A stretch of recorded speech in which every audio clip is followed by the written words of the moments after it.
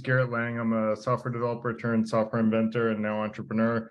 My hobby is writing and discussing practical philosophy, and I'm also the executive director of the Freethinker Institute, which is the organization that created the event tonight. Although tonight MJ is our host, and I'll introduce her in a second. But I want to say a little bit about the Freethinker Institute. We're basically a not-for-profit looking to support and empower members. We really focus on helping members be the best version of themselves, seek truth, and to be fair through transformational personal and professional development. We have free events like this one every Tuesday evening, covering a wide range of topics not typically covered in academia or industry. And we also have weekly members-only events to apply practical wisdom into our daily lives. Ellis will post a little more information about what membership means and why someone may want to do it in the chat. And we have only one rule in the FTI and for tonight's session, and that is to remain polite so that we can all have like open, honest conversation without offending each other. And I really recommend remaining dispassionate so that we don't get too emotional and heated. Although I think the topic of love hopefully won't do that, although it sometimes can. All topics can when you think deeply about something. And so, I would also focus on listening to understand people that you disagree with rather than trying to prove them wrong. We call that listening to understand in the Freethinker Institute, so that you can better understand the perspective of someone who came to a different conclusion than you. That said, tonight's topic is Valentine's Day and love. MJ is our host, and Marie Judith Jean-Louis, hopefully I'm pronouncing that right, MJ, and you can correct me if I'm not, is an artist and conscious relationship facilitator. She hosts conversations related to slow dating and conscious relationships on her meetup group, The Art of Love. She co-hosted live slow dating events, as opposed to speed dating events, so slow dating, in the past for people to get to know each other while dating, and as a regular moderator on Clubhouse for the Raise Your Love Signal Room, and also focused on conscious relationships. So with that said, I'm going to let MJ take it away. Thank you, Garrett. So I have a little presentation that I am going to see if I can share. Wait, let me just put that at the beginning and share this. So it's really just a little introduction based on an article that I wrote about Valentine's Day not too long ago, to kind of get your mind going a little bit and to, I guess, facilitate the conversation after. Those are all based on my observation and my experience. So they're not, what you must say, they're not the absolute truth. They're just my opinion, and obviously with my own experience, and I don't know everything. So hopefully that'll inspire you and we can go from there. So thoughtful discussion on Valentine's Day. So this all started when I had basically an existential question when it came to Valentine's Day. And for me, it was more towards almost the end of my relationship. I used to be married before, and I remember receiving flowers, not these ones, but I remember receiving flowers on Valentine's Day, beautiful flowers, but we were so disconnected, and it seemed so odd and awkward that I would receive flowers as an obligation, as opposed to something that's made that's out of love. It was very automatic. Everybody does that. You get flowers here, beautiful flowers, and then that's it. But it didn't feel, something felt wrong. And then my existential question was like, okay, so flowers are great and I appreciate them, but the energy was not, something was missing, and it had been missing for a while. It's like we were basically more friends than husband and wife for the last year, and then receiving flowers didn't seem it was a little bit weird. And I was like, well, why do we celebrate Valentine's Day? What's the point of Valentine's Day? Where does it come from? So I did a bit of research, and that inspired the blog post that Ellis put, like the link on the meetup for you guys. And what I found out is that Valentine's Day started as, I mean, that's what the historians say so far. It started as a pagan ritual back in Rome called Lupercalia. I hope I'm pronouncing it right. That had all to do with fertility and animal sacrifice and a bunch of pagan rituals. And then in the 5th century, Pope Gelasius declared, which is about the same time, was mid-February, he picked February 14th as St. Valentine's Day to basically overshadow the pagan holiday because it's kind of it was against the Christian religion. And apparently there's so many different stories when it comes to Valentine's, because there was apparently a lot of different people that had the name Valentine's, and the story that stick is the one where the Valentine was the one that was marrying people, like soldiers and their partners, against the king's will or something like that. And that's where the whole like "Be My Valentine" is a whole story behind it. And apparently that's where Valentine's Day come from. And there used to be like a Saint Valentine's Day feast in Christianity to celebrate the martyr. And eventually, so that's how it started. And today, when I look into Valentine's Day, I learned that it's one of the most celebrated holidays of the year. It's a $14 billion industry. And from one of I think the video is linked to that apparently there's like 180 million roses that are sold that day, 36 million heart-shaped boxes of candies, dinners, and God knows what else that goes on Valentine's Day. So there's a lot of money that's being spent that day. So it's basically, and some people joke about the fact that it's more like it feels like it's more of a Hallmark type of holiday. It's a day for people to spend, and it is technically about love, but it seems like it's more about all the stuff that goes around it, like all the celebration, all the almost like a new tradition of doing all these type of things. And so I was looking into that. And I'm like, well, isn't it supposed to be about love? And how do people react to the whole Valentine's Day thing? Because I noticed that some of my friends and colleagues, like the opinion is so varied. Some people are very much so into it, and some people are not into it at all. Some people are even being sarcastic about the whole thing. But whether we celebrate it or not, however we feel about it, Valentine's Day is a very lucrative part of our collective consciousness. It's not like if you can get away from knowing or hearing that Valentine's Day is coming. You're going to receive ads about it. You're going to see much more flowers. You're going to see the reds in all the stores and people talking about it. And I don't know where you live, but like in the city, sometimes that's where like there's a bunch of flowers outside to be able to buy them last minute to be able to give to your partner. So it's still in our consciousness, but I was wondering, okay, there's nothing wrong with it, but there's something that's missing because it also triggers people. And why does it triggers people? Because like some people talked about it before, some people celebrate it and some people don't. And I think it triggers people because the narrative that we've been giving when it comes to Valentine's Day doesn't fit everybody and everybody's stories. So it basically fit a specific type of group of people that are in love in couple, happily in love in couple, and everybody else seems like they don't get to celebrate Valentine's Day. And I was thinking about the fact that also when you think about how we've been um, programmed or indoctrinated, how we learned about Valentine's Day, it started all the way since we were in elementary school and high school. And I don't know if you remember, but I know that for me, when I was in school, when it was Valentine's Day, there was always, I hope there's no sound, okay.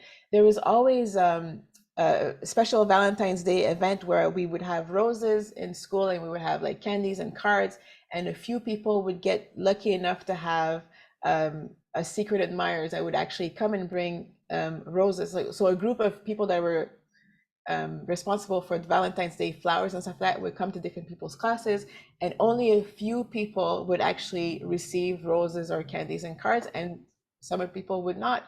And there is this weird feeling of you're not part of it, like you don't get to celebrate Valentine's Day if you don't receive anything, but it's almost like the white elephant in the room type of thing. So it could be a reason why there's a bit of triggers. I don't know if you've got your mic super loud. If we can, Mimi, that goes over the thing. If you can close your mic, it's a little bit, oh, thank you. So I think that might be one of the reasons why it might trigger people a little bit, because the narrative that we were given, whoops. How's the simple? Sorry about that. I need to make you a co-host. I was trying to Oh. prevent other people from sharing and I stopped you from sharing. Oh, I see. You're a No, co-host. worries. No worries. Go ahead. Thank you. So, yeah, so there, these experiences, we kind of carry them with us as we grow older. So, and it's possible that as we grow older, we might compensate for the fact that we didn't get the opportunity to receive a rose or to have like a Valentine's during that time. And then it might create the expectation, once you finally get into a couple, to expect the roses and the flowers and stuff like that. And then it might become an obligation as opposed to an act of love. So there's nothing wrong with celebrating Valentine's Day. I think it's a great thing, but I think it's important to take a step back and look into what are we really celebrating? Are we really celebrating love, or are we celebrating attachment or infatuation or status or something else? Because there could be a thing where you see some people kind of like show off a lot of their Valentine's Day gift, or they're not happy that they didn't get like flowers from the flower shop and they got flowers from the grocery store. I heard that before, which I thought was a little bit bizarre. So like, are you appreciative of the love that's being offered, or you want to show that you're actually part of the club? So something to look into. And it kind of brings the idea of understanding, what if we're celebrating love, what exactly is love? Like, what exactly does it mean? Because love is different from attachment. Sometimes you can be with somebody just because you don't want to be alone, but it doesn't mean that you love them. Sometimes you can be with somebody because you mesh together and everything works well, I don't know, financially, on paper and stuff like that, but you're not really deeply connecting, type of thing. And there's nothing wrong with that, but it's important to know the difference, and important to know, what do you want for yourself, and do you want to actually experience what love actually can be. So I read this book a long time ago by Stephen Hawking called Power versus Force, where I thought he had a really interesting definition of what love is. And I took a portion of what he said. He said that love is not intellectual and does not proceed from the mind. Love emanates from the heart. It has the capacity to lift others and accomplish great feats because of its purity of motive. Love focuses on the goodness of life in all its expression and argument, that which is positive. It dissolves negativity by recontextualizing it rather than attacking it. So when I saw this, I'm like, okay, so if it's about love, it should bring in positive feeling no matter what your status is, and it should be available for everybody, whether you're single or in a couple, divorced, widowed, anything. Like, it should include everything, everybody in every situation. And I find that the narrative that we have so far is really more, if you're in a romantic couple, then you get to celebrate Valentine's Day. If not, it's kind of like better luck next time type thing, or do the best that you can. So again, so if Valentine is truly about love, I think it should be a little bit more, it should be perceived as being a little bit more inclusive. And when I say inclusive, I mean people that are single, parents, kids, dogs, friends, not just romantic relationships.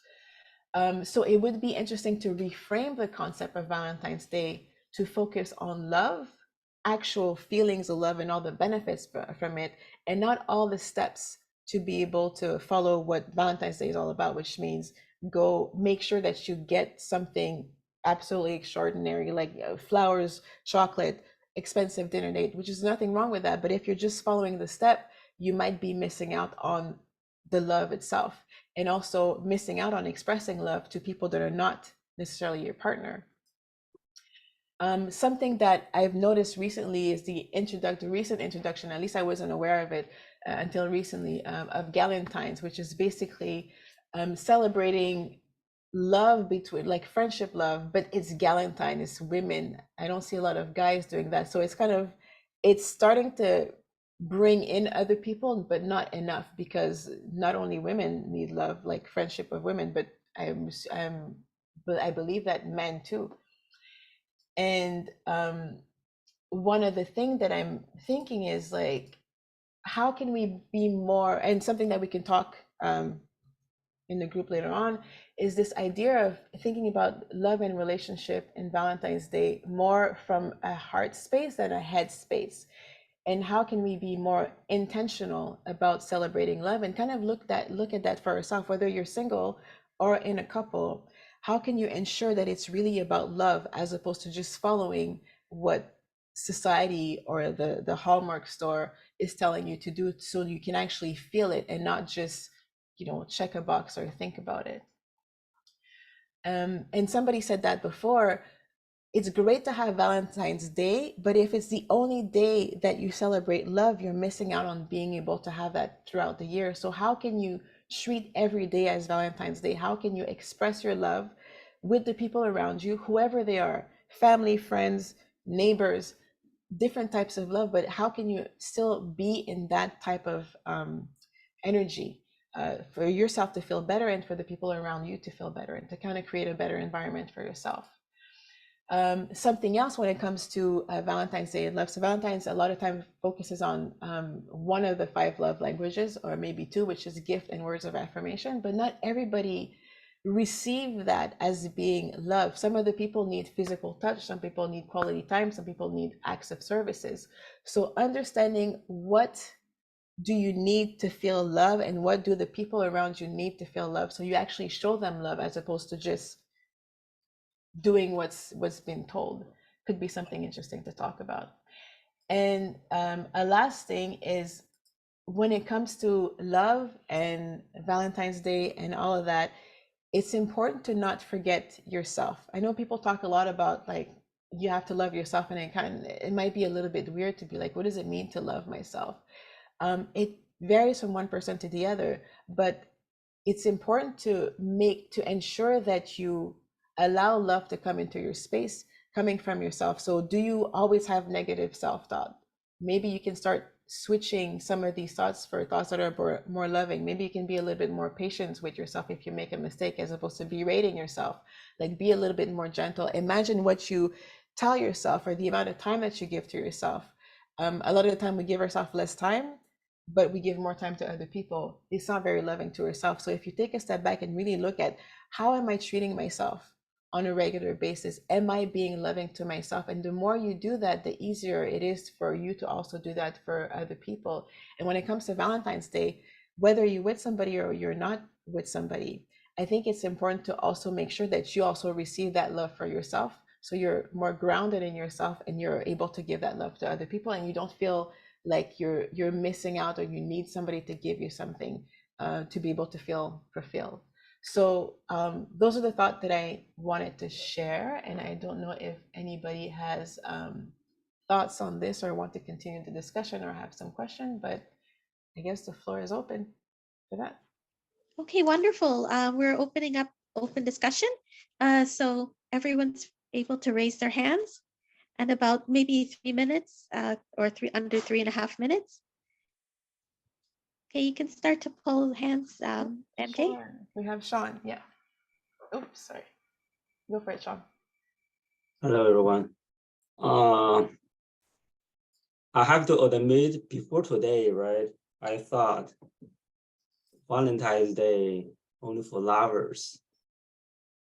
And after your introduction, and also I did little research myself, actually, Valentine's Day is celebrated by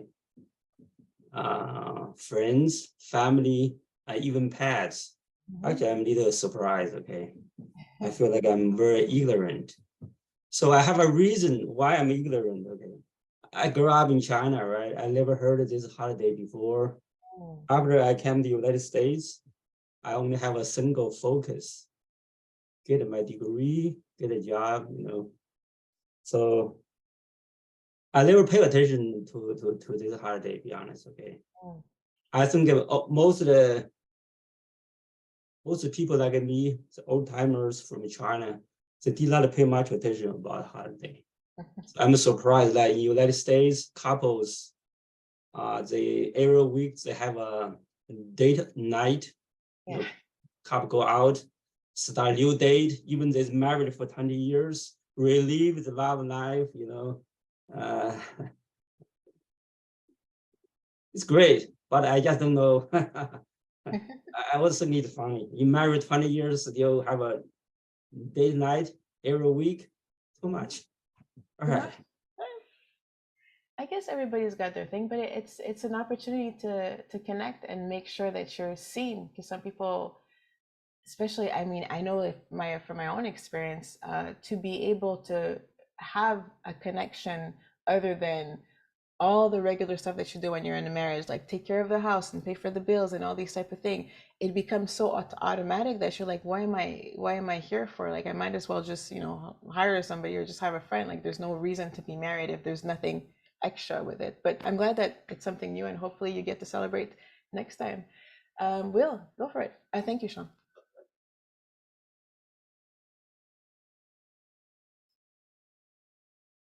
Thank you. Sorry, I couldn't get Nice. organized there. Welcome. I don't mean to sound like Simon the Cynical, but my dear departed father used to say, if you love someone, you don't just pick one day of the year to express it.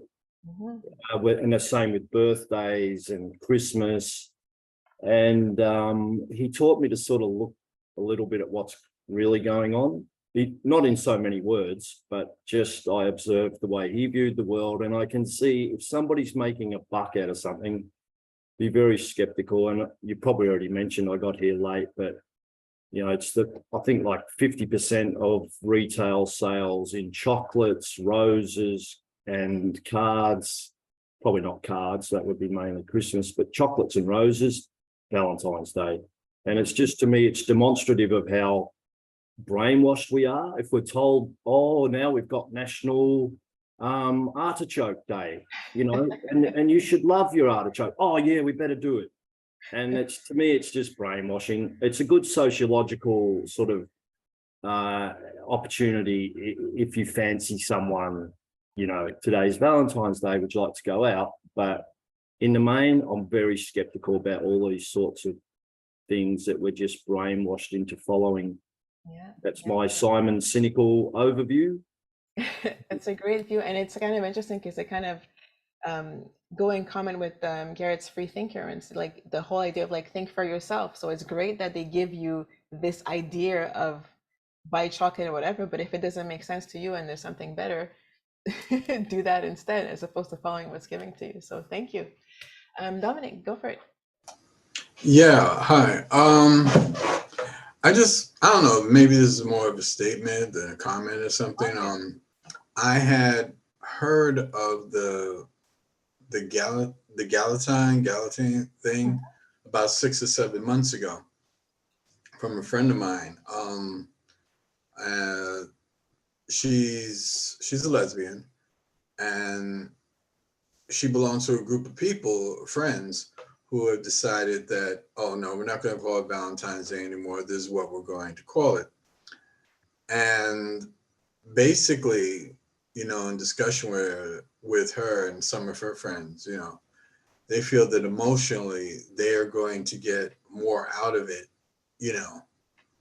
with each other, as women, than, because some of the women in the group are not all the women in the group are gay. Some are bi, some are straight. But they're going to get more out of it together as women than being with man or with lovers or anything else. And I just wonder how straight women would react to that versus, like gay women or bi women. Would they get the same type emotional connection and feeling sharing that among women than versus a man and a woman and things like that? That's a good question. And I would think that it's more a question of being able to open up emotionally one way or another. Some men are open to emotion and some men aren't, or because they were not taught that they were allowed to open up to emotion. So there's a whole reframing of what's been taught and what we want for ourselves, I think. But that's an interesting thing to look into for sure. And I don't know, as a straight woman, men and women can talk about emotion, but it depends on the person. So we shall see. Thank you for sharing. Peter, go for it. Hi. So my apologies. I don't remember the name of the participant who said they came from China and they're working on their medical degree.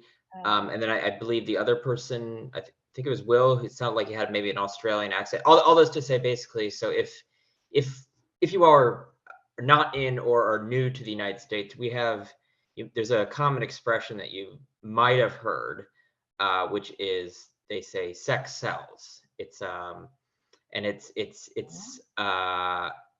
guess it's one of those catchphrases that saddles both our sort of our economic sort of side and then also our more personal side. But it's and I'm trying to avoid having to make this sound like I'm like a Victorian era like Puritan, but I think there is, and this is something I was sort of going at when I was mentioning the thing earlier, was that I think there's a real danger to not, well, I want to say, I think it has something to do with the way I think it has to do with the way that sort of kids at like an adolescent late age learn about this sort of stuff. And so it's like when I was in high school, it was sort of a meme for kids to, you have your health class and the teachers explain the mechanics and the kids laugh because it's sort of funny and weird and awkward. And then, they say, well, use protection, which is fine. They say all that, but they basically, what I don't like, what I've realized over the years is that they leave out a lot of like the invisible stuff. So it's like, yeah, it's fine to teach, kids about, all right, well, if you're going to have safe sex and here's how the mechanics, how it works, and here's a reproductive system and that sort of thing, but it leaves out, there's a lot of elements of sexuality that are just that, they're not anatomical. And so it makes it's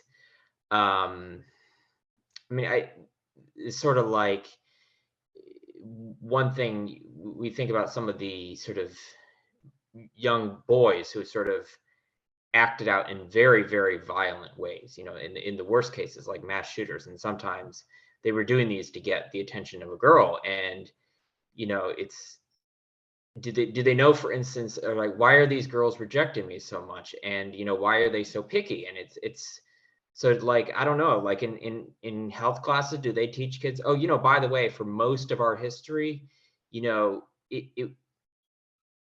was a very, very dangerous thing to, you had to be very picky because, the woman is the one who can get pregnant. And, that's a huge, enormous responsibility. And then child rearing, so they're not being picky just to be like, bitchy and mean and sort of selfish. And, so there's actual deep biological reasons that sort of, for which the wheels have been running for billions of years, we can't just, and so it's like stuff like that. I wonder, it sometimes seems most important to like, especially get to like people on the younger end. I mean, it's sort of like people who are coming into their teens. I mean, I'm in my mid-30s, so I'm at way beyond that. But it's so then it helps kids with their the range of very strong, intense, and sometimes dangerous emotions.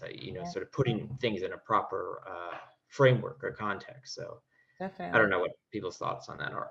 Those are great points because it's kind of interesting. They don't teach, there's nowhere where you get taught how to love and what love is actually is.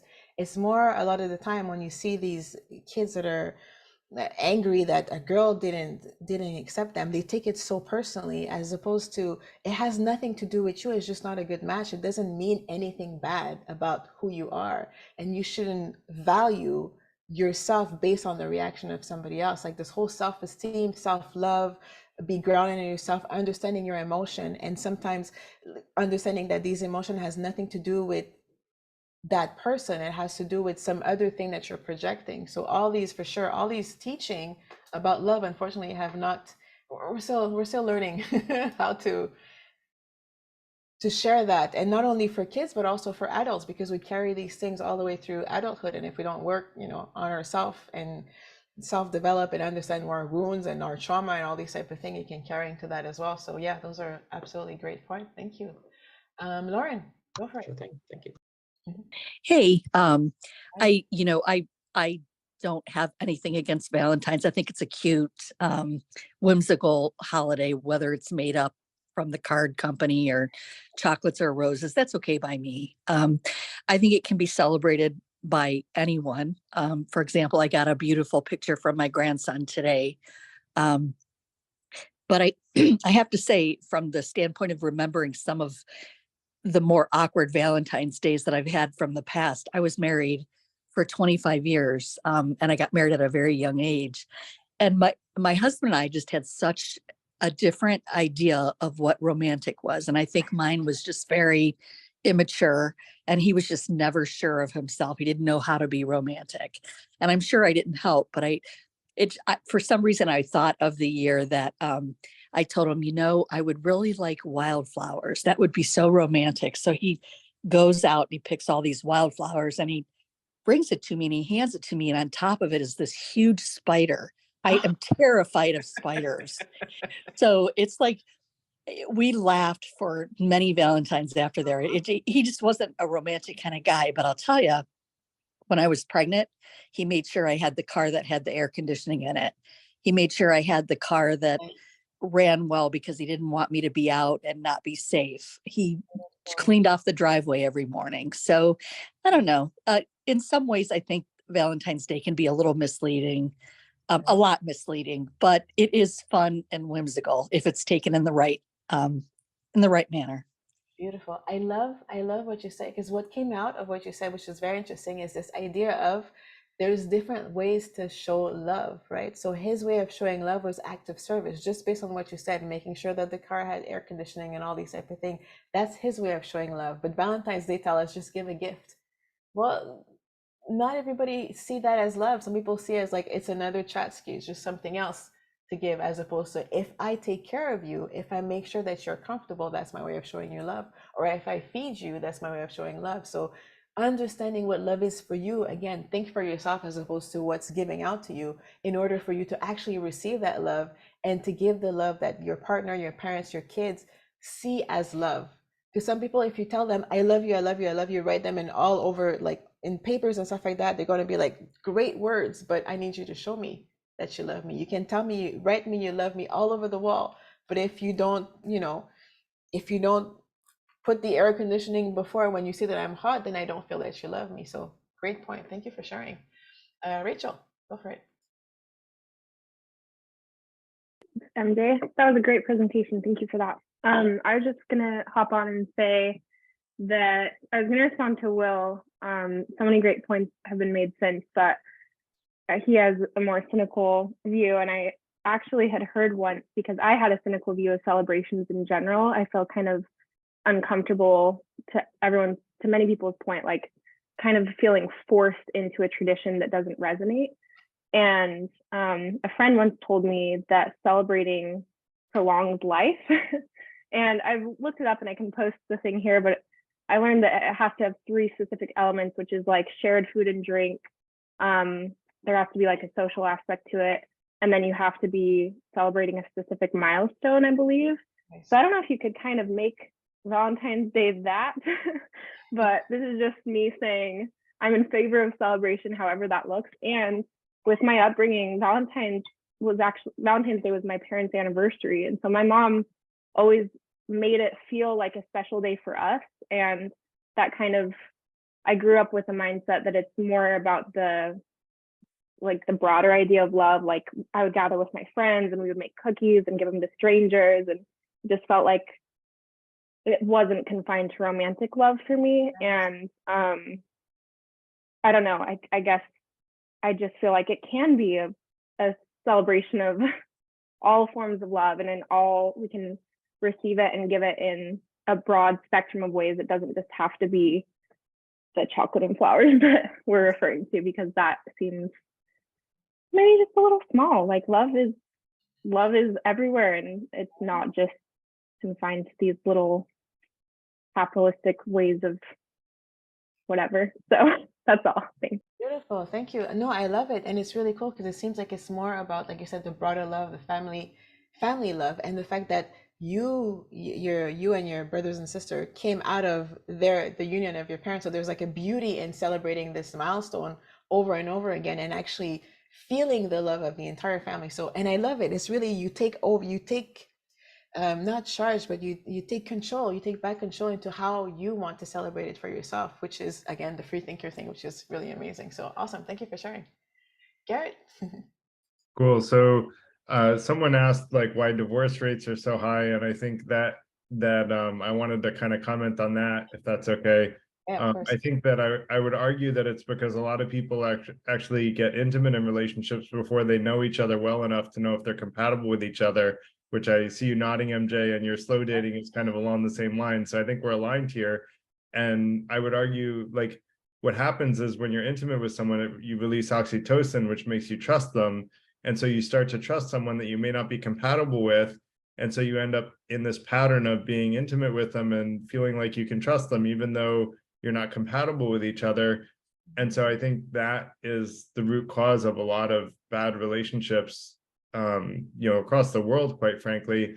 And by compatible, what I talk about in terms of compatibility, and I'll post my essay on the subject, which goes into all this in more detail, is like, you pick which of the following things are most important to you: intellectual, physical, spiritual / religious / philosophical, life direction, like living in the city or the country, kids or no kids, emotional, and then your values. And if you take the things that are most important to you and you say whether your partner is compatible with you and vice versa, if you have good compatibility, I'd argue that's a good long-term relationship. And the people that I know that have followed this have gotten into very successful long-term relationships that they're still in.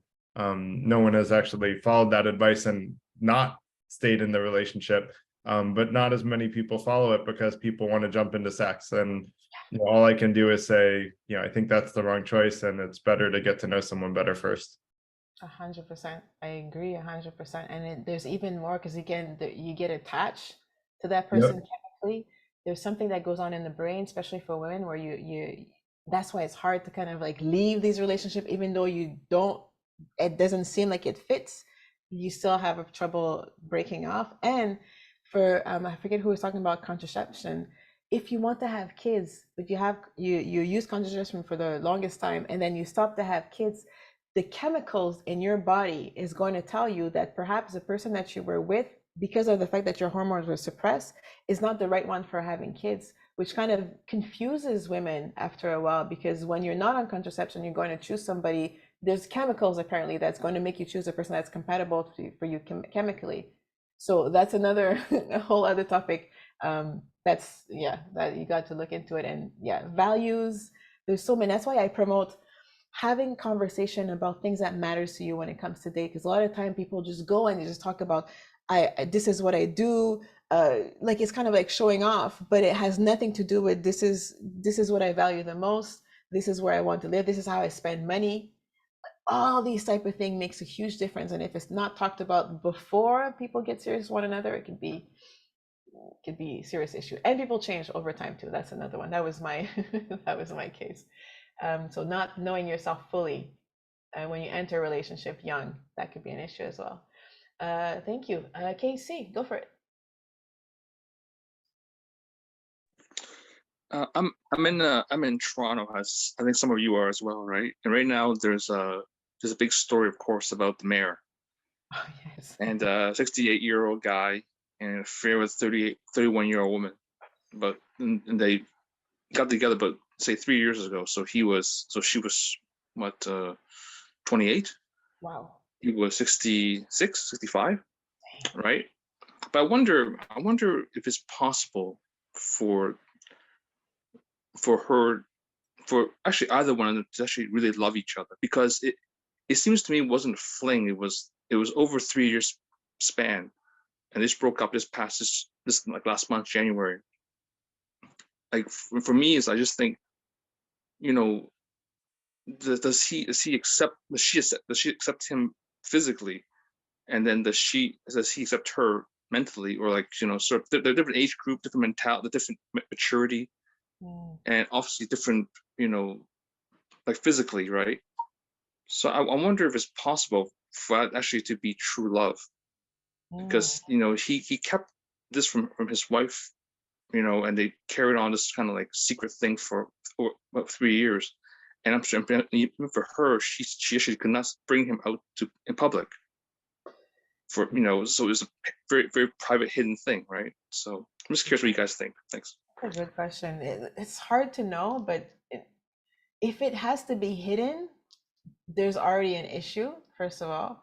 And when it comes to like big age difference, I'm always concerned about and power dynamic. So he was, he's the mayor, she's kind of below. So there's that thing that's kind of weird. And there's this whole thing about grooming in people's history. So I don't say it's impossible, but there's a lot to look into to make sure that there's no issues. But Well, it's possible. It's possible that the and it's not very nice, but it's possible that she could have used him for his leverage or as like to sort of to get to another position, to a better place, another job. It's even better than the city, right? It's one of these things that I call yeah. In my personal True love, I don't know. There's so many different types of relationship, right? There are different types of love that I've come up with in terms of like my observation. And there's one that I call transactional relationship. So people get together because they can get something out of the other, and they either consciously or subconsciously agree that I give you this and you give me that, therefore we're a good couple. So in terms of, and that's just a theory, I'm not sure if it's right, but I see that there's people that go into relationship as a survival thing, like I need to have kids, I need to not be alone. And some other people, it's more a transactional thing. You got the right list of things that I need, I have the right list that you need, we can get together and have whatever we need afterwards. But those are just suggestions. But anyways, thank you for sharing, and we'll go to Dominic. Hi. Hello. Yeah. Actually interesting you bring that just up the term transactional relationship, because that's actually one point I wanted to raise. That, well, I'm 40 now, so I'm not like old and wise or anything, but I have a bit of experiences, and I think I've almost come to the point that I would like to have this, let's say, call it romantic, love situation. But I think I've come to this exact point that I think what I would most value is to have a healthy, solid, stable connection where I truly have true sympathy with the person, where I truly could talk to them for hours, and have a shared hobby. But I'm not in love, and that's fine. And take this as a starting point, because whatever I did up until here was always that I'm only honest to the other, the idea that I'm only honest to myself and the other person if I truly this ultimate feeling activates. If it doesn't activate, something is wrong, right? So now I think that now the change is, after having been through ups and downs, and probably certainly having made mistakes myself, or also having my own complexities, I think I've arrived at the point that the transactional approach that you just mentioned, and thank you for providing that term actually, because I didn't know how to label this. It seems to be actually for me at the moment the way to go. It sounds terribly functional, but it doesn't mean that there's no great sympathy or a real connection over a shared passion for, I don't know, the sciences, a hobby, playing tennis, whatever. But it's okay if that's the starting point, even though that ultimate feeling of in love has not activated. And if I can communicate to the person. So if I tell and if it's on both sides, we have great sympathy for each other, we both want to have kids, we function well together, it seems to be sane and healthy, because I've been in insane relationships and I don't want this anymore. And let's go, let's do it, and maybe we fall in love in 5 years or so, and then let that be. So thanks for that. That's personally just personal sharing here, that's where I think I've arrived now myself, even though I can't. And I will close by saying it sounds a bit sad still. It's I don't know what you guys think. Anyway, No, thank you. Thanks. Thank you for sharing. No, I think it's great. And it's again, this is from my own experience that I kind of came up with these things. And I find that the next thing, because we always talk about falling in love as if it kind of just it happens and we don't have to do anything once we found that person. But in order to have that healthy relationship that you're talking about, and again, that's just my opinion, I might be wrong, but I feel that from the transactional type of relationship, you can go into the conscious relationship where you actively participate in the whole love aspect of the relationship. Because love to me is a verb. Love is you actually make an effort to be able to be present, make an effort to look at your own triggers an issue and look at your own part in making sure that the relationship flourish. Because a relationship, if I can give analogy, is basically there's you, there's your partner, and there's a relationship. And the relationship is like a plant. In order for the plant to grow, the love to grow, you need to water it. You need to put water into. You need to feed that relationship in order for it to grow. If you let it be and you let the weeds grow and stuff like that, it might survive, it might not, but it's not going to be nourishing because you have this plant that's the relationship that's in the wild, as opposed to if you actually put some energy into it, and it also puts some energy into you. That's why I find that this whole idea of two become ones, you need to take care of yourself, but you also need to take care of the relationship outside of yourself. And once you do that, then it becomes more conscious, and then the love can grow, as opposed to just expecting it to kind of magically do its own thing without you putting any effort into it. And nobody taught us to do that. So thank you for sharing. And this is my opinion on it. Like I said, it's not whole, but it might help. Peter. So I decided to actually put up my video for this one. I'm not actually in San Francisco. I like to say that this is like my home view, that Nice. I have the thing right behind me, but I don't. What was I gonna say? Yeah. So I mean, I was sort of joining this meeting because I had a very, very recent breakup,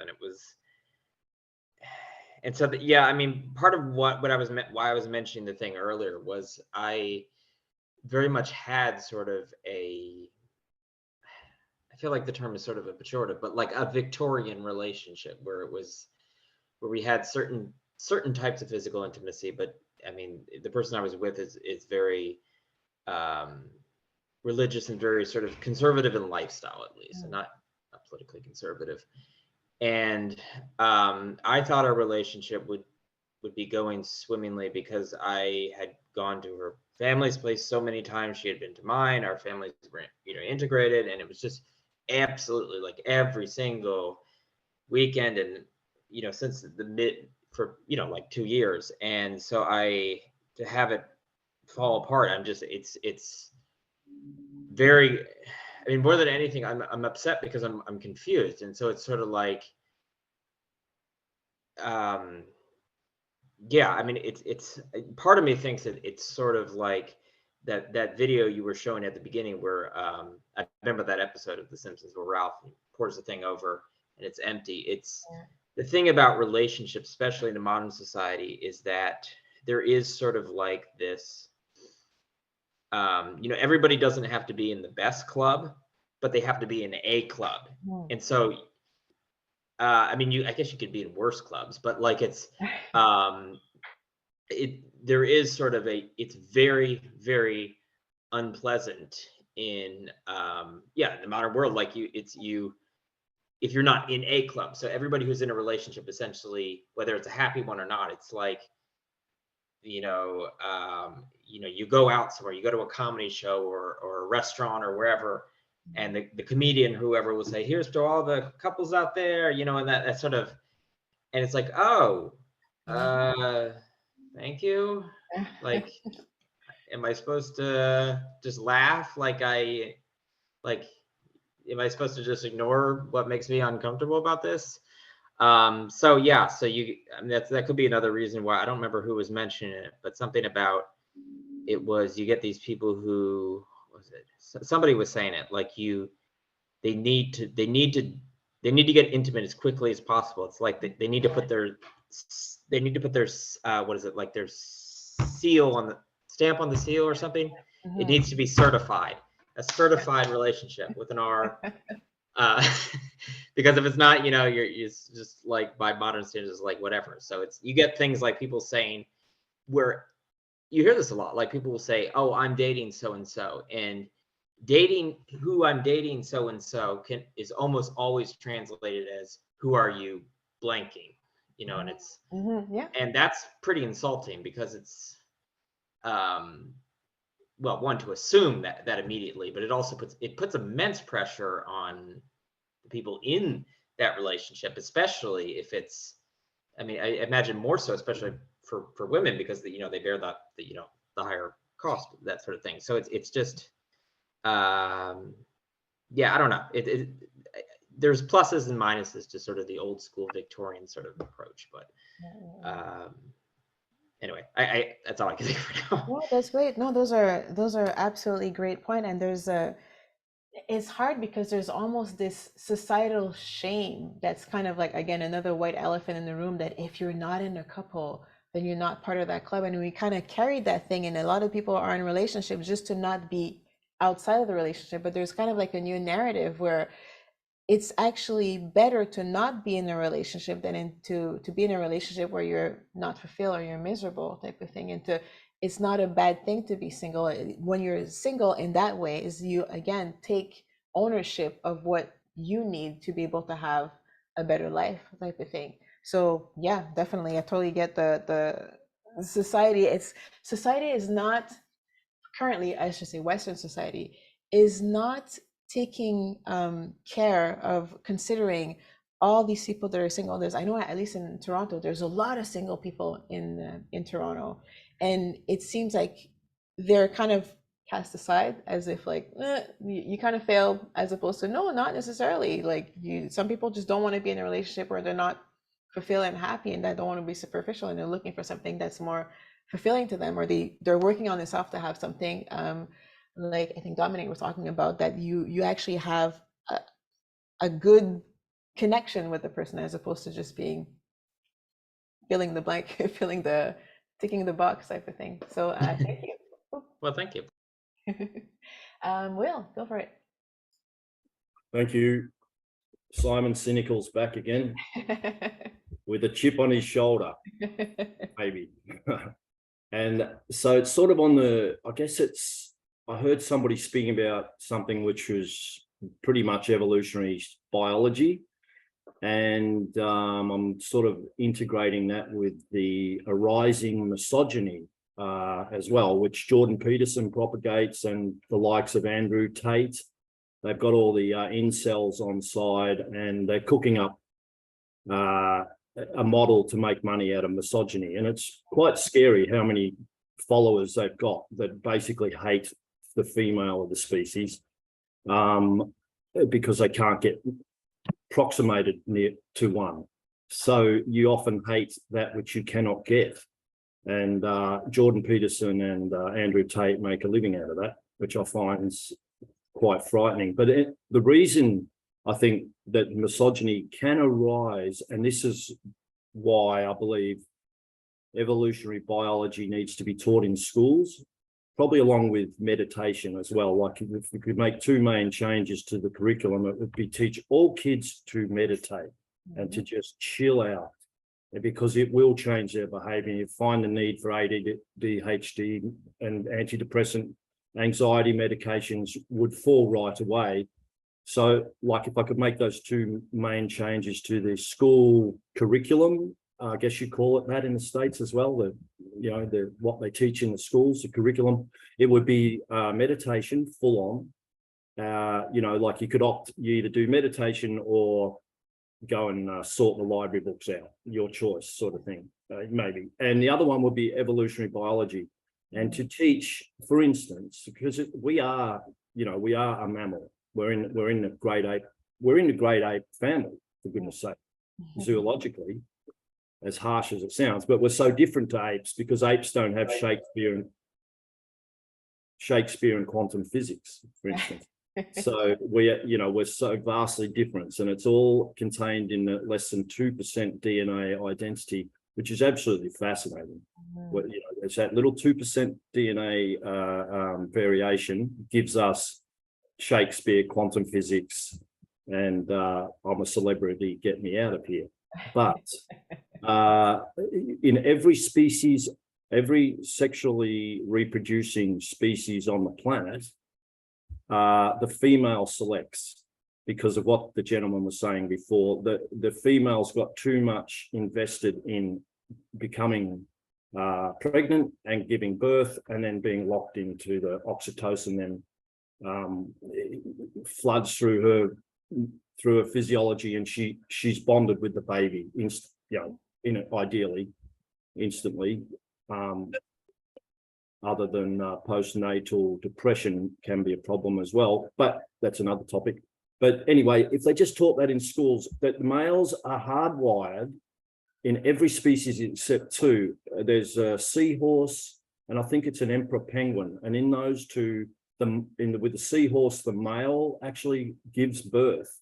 And with the emperor penguin, the female lays the egg, she throws it over to him. This is in the Arctic. And then she takes off to sea for 3 months at sea, feeding on krill and shrimp. And he's got the egg the whole time. Then she comes back.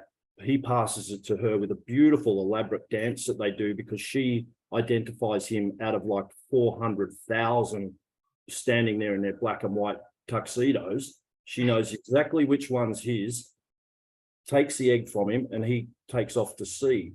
So in that species as well, the male selects the female and the females compete, but they're the only two species that I know of where the females compete for the male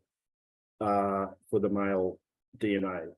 Otherwise, males, we are cut out to compete for our bow, and to the victor goes the spoils. And we are really historically far more polyamorous than the standard system would have us believe. We've evolved to be a little bit polyamorous and a good degree of monogamy as well. Anyway, I think a lot of problems would be solved if this was taught in schools. So each gender can see where the other one is coming from as a result of millions of years of mammalian evolution. It's what we didn't just roll up yesterday with these thoughts and desires. They've been selected for over, we shared a common ancestor with the pan-troglodyte common chimpanzee 6 million years ago. And probably 5.5 million years ago with the bonobo chimpanzee, which is actually our closest relative. And interestingly, in a bonobo troop, every female, irrespective of her hierarchical status, outranks every male. And there's way less violence, and they solve everything with orgies. And they're our closest relative. But don't tell the church or the preachers that, because sex is evil, according to them, and God is a man watching us.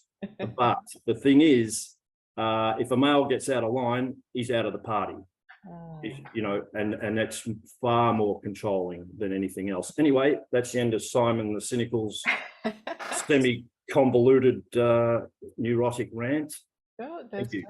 Thank you so much for sharing. But it definitely brings a light to there's a need to address certain things. And even the Andrew Tate and the George Peterson, they're bringing up an issue that hasn't been addressed.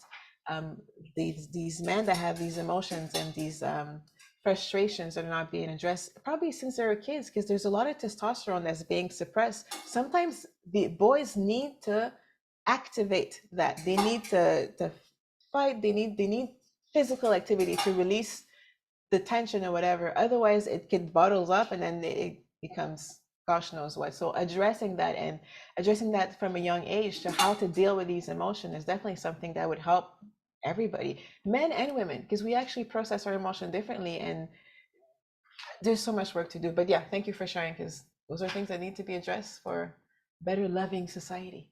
Lauren, go for it. Hey, I just happened to think my daughter has talked a lot about a new type of parenting that's called attachment style. I'm not sure it's new, but I was just happening to think that, we're talking about all this oxytocin and things. If we really wanted to drive change and have more loving relationships and healthier relationships, really providing support to new mothers and to new families is a great way to do that. Because if you have a strong start as a child and you have a strong sense of being loved and with the ability to love yourself, I think you're going to make better choices down the line versus maybe someone that has a weak sense of self, that they're just getting into a relationship to fill that empty hole. And so then we have a lot of disposable relationships in our society. So I wish we could take all that money from Valentine's Day and put it into like family and children's funds so that we could really have some real quality love where the child learns what love is from their family and learns to have a strong sense of self, which I think is the basis of any really good relationship. Oh, I agree. I agree 100%. Everybody, the parents need support because I mean, back in the days, it was a village that would raise the children, right? So it wasn't just the pressure was not only on one parent when they're single parents or two parents. They had like the entire family and village to be able to help out, which kind of lowers the stress and they get to receive love from the community. We don't really, at least in the Western world, we don't have that anymore. And there's so much trauma also that's still passed down because the parents that didn't receive love, that's kind of learning how to love the child and how to show the child how to love, also need support and probably their parents as well. So there's so much work to be done, but yeah, for sure, that would great great suggestion. That would be really good. Thank you, Lauren. And next one is Dominic. Go for it. Oh yeah, there's so many interesting points which have been addressed. So yeah, I maybe actually a little kind of thought on Will, on your ideas on evolution and how you were concluding to human behavior based on evolutionary processes. That's how I got it. I mean, I sympathize a lot with the approach to bring in the sciences and something that maybe has some credibility into into this. My only kind of concern often is when evolution is brought up to evolution is brought up to provide any kind of guidance for human behavior, what a person maybe should do or not. This is certain reductionism, that we observe what a certain birds or I don't know, worms or so are doing in nature, and how transferable is that to the complexity of human life. And but I think that's a whole different topic in itself, but it would be a super interesting debate. So I won't go too deep into this, but thanks for that input. On a quick note, I will just add maybe 2 points if that's okay. I mean, one is about this whole thing, when two people meet, whichever gender, whatever works for them, and go have a one night stand, and then afterwards go, who are we actually? And obviously it really never worked for me. I just maybe that's a bit TMI here, but one night stands, I just function well with that. I just need a bit of connection and know the person. So even if I tried, it wouldn't work for me. However, why do I say this is that I have this little theory that maybe this is actually not too bad of a strategy. It sounds maybe silly in the first place, but what could maybe happen is that you meet that person, you have a great sexual experience, and then you get to know them in person, right? But then you have this thing going on. Maybe like you get to know them better first week, two weeks, and you think, well, there's something about them I don't like, but the sex is great. What makes it do is that you explore further.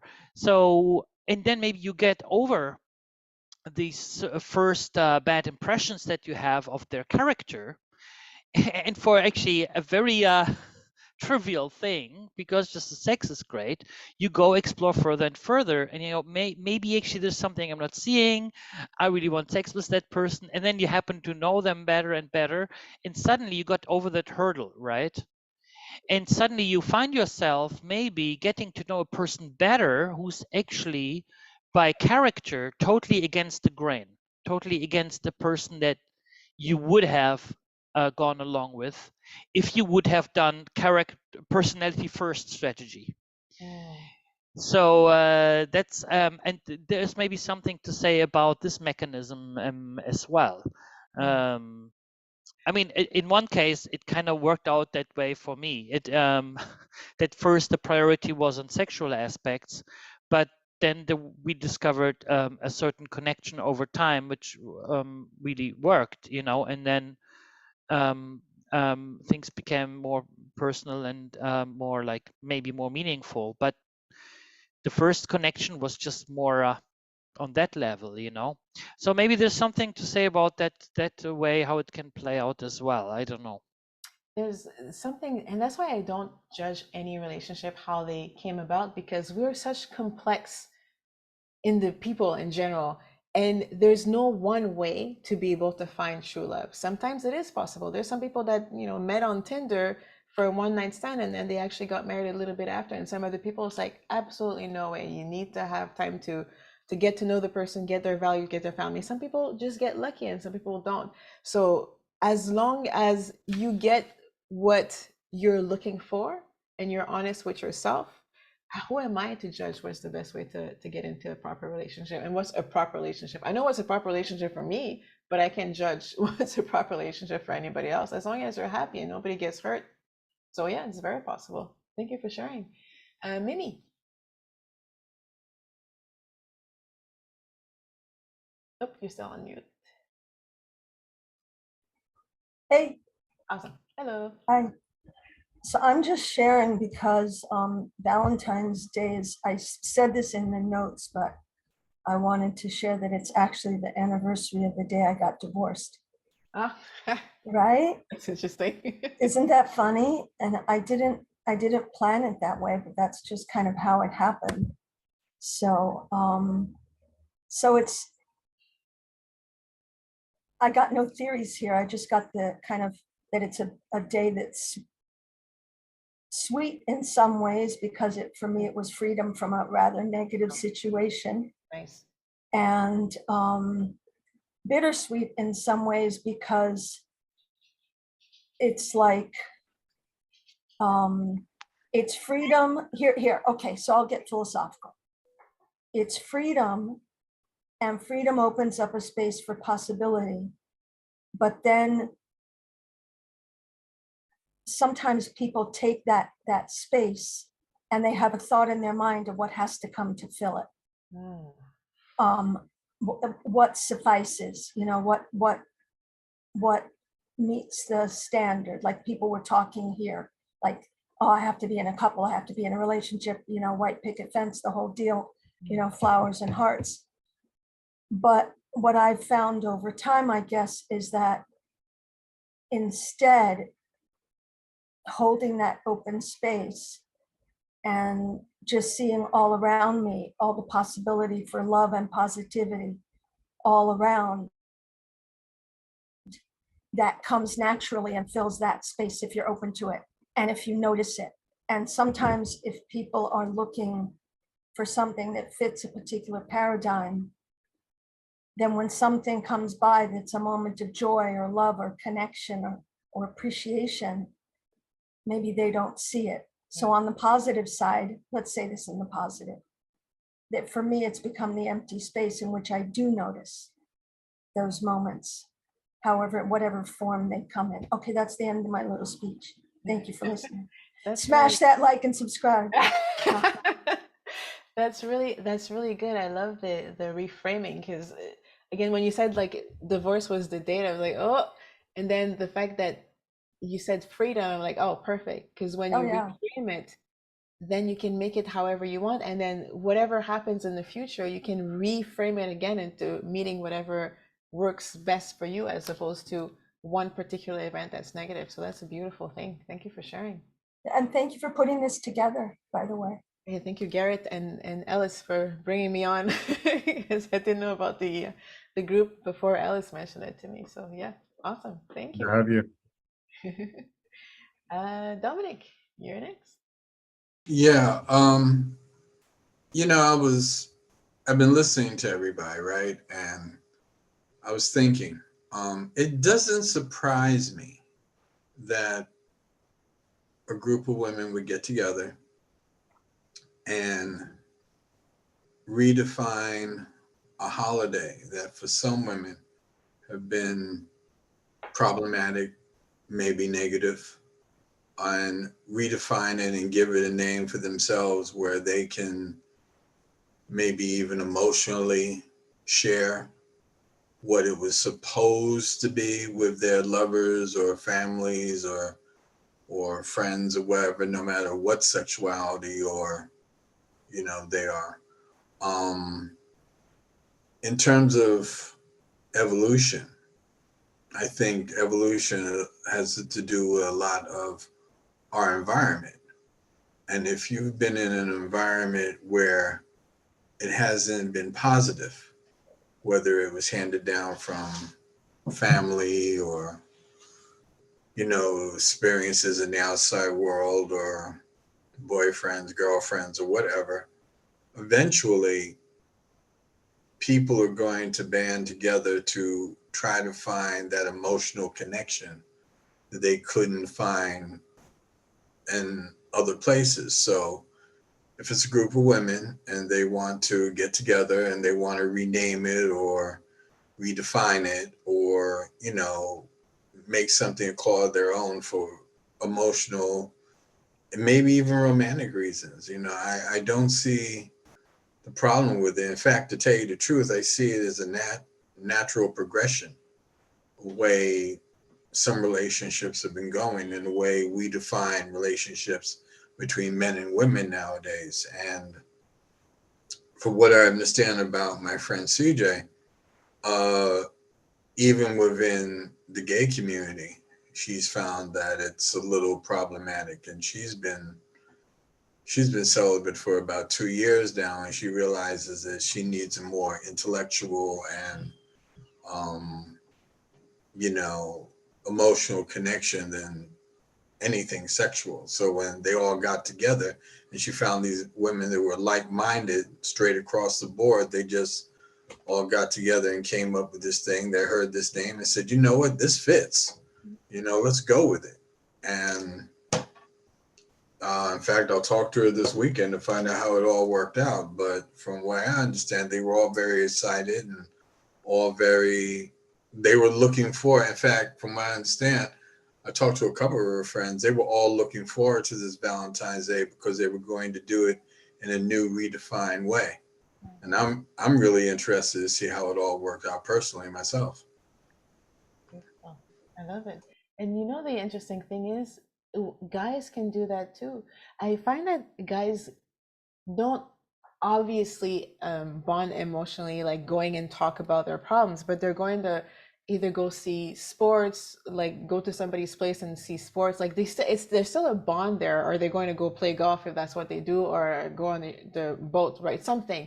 So just something to bond them. Yeah, Palantine, I thought about that word as well. So it's possible for men to do that as well, because everybody needs some sort of emotional connection. And I know it's probably a lot harder for men because they've been taught from the beginning, you don't cry, you don't show your emotion because it's not manly. And then they have to keep it all inside. And that's probably one of the reasons why there's a higher rate of suicide in men a lot of the time, because there's no space for them to talk about some serious issues. So the more we kind of take a step back and feel like, okay, it's great that society tells that's not manly, but we're human beings. Like, forget about the manly and not manly. You're a human being. You have a heart. You have emotion as well. You're allowed to have them. As long as there's a safe space for you to do it, it's going to help out. So whether it be a brother or one friend, or sometimes some women are more, and it's kind of interesting as I say that, not all women are also accepting of men's emotion too. So it's to find a very safe space where people are open and are like, you know what, yes, we need to talk about this because I know that you need that as well. And I find more and more, and that's why I'm interested in the whole conscious aspect of it, the more people are becoming more conscious of it, the more there's space to be able to allow these emotions to come out, allow us to process it and feel better about it later, because you don't have to keep that inside. You don't have to be ashamed that you have emotion, that you're sad. Like I'm sure some guys are sad that they don't receive anything for Valentine's Day as well, and there's nothing wrong with that. It's a showing of love. It's not like, I remember this one woman that was like, oh yes, no, women shouldn't buy stuff for Valentine's for the guys, only guys. And I'm like, why not? It's an expression of love. Why should it be one place and not the other? Because they should receive it as well. So anyways, thank you for sharing, because it's definitely something that I think more people should be aware of. And the next one is Peter. Hello. I think I may stay behind the veil this time, as much as I like having the Golden Gate Bridge. I was going to respond. I think to Dominic's point, you mentioned the thing about evolution. I think usually it's not so much. So this was a point that I remember a number of years ago. I was listening to Richard Dawkins, and he had this whole point when he was explaining to a lot of people because he was an atheist, or is an atheist. He hasn't died or anything. That he was having to explain to people that the difference between being a Darwinian scientist and being a Darwinian. And so what he was saying was, I'm paraphrasing him, but he said something to the effect of, I'm a Darwinian scientist because it's, that's objectively what I study, and I'm, seeking the truth in what I find there. But he's trying to distinguish that from what is sometimes the sort of ominous term that some people know as social Darwinism. And social Darwinism, of course, goes beyond sexual selection. So it's, social Darwinism is people saying, well, if the poor person can't afford that, then oh well, it's that sort of thing. So he's saying, basically it's not like you're taking evolution and saying, I like that the weak are weeded out, that sort of thing. It's just like, well, I mean, it's like studying the waves in an ocean. You just sort of, we're going to have to deal with the waves. So, let's just see what we can do with them. The other point I was going to make, I think it was, might have been MJ who was mentioning, this actually was, Will was bringing up the thing about the Andrew Tate and Jordan Peterson. I do know that Jordan Peterson, I believe he's a Toronto, yep, and used to teach there, and he would give these, he was often, I think sometimes called like the young man whisperer. And